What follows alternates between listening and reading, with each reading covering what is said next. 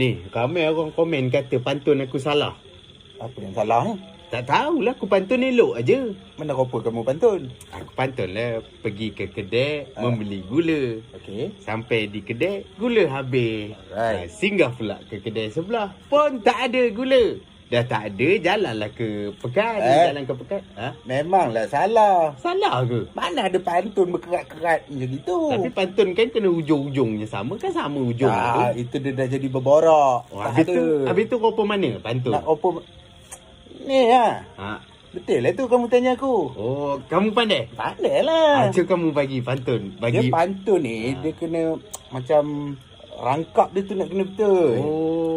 Cuba kamu bagi pantun ni. Okay. Nak tunjuk kat demo ni yang betul. Okey. Aku pakai pantun kamu tadi lah ya. Okey.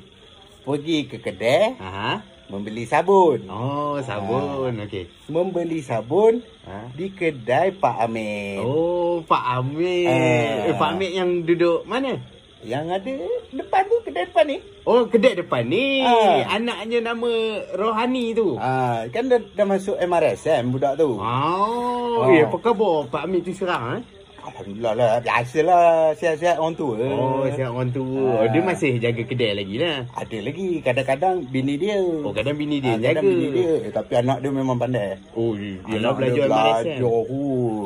Dalam kampung ni anak dia seorang je yang ada 2A. Oh, 2A? Orang lain semua tak ada A? Tak ada A. Itu memang pandai. Dalam kampung ni dia lah yang paling pandai. Dia paling pandai Yalah, tengoklah bapaknya didik pun bagus. Pergi sekolah apa semua. Kalau tidak, takkanlah bapak dia boleh buka kedai runcit. Ya tak ya juga. Mana ada orang lain buka kedai runcit kat kampung ni? Itulah aku ingat aku nak pergi jumpa dia kejap lah. Itulah. Kirim salam kat dia. Okey.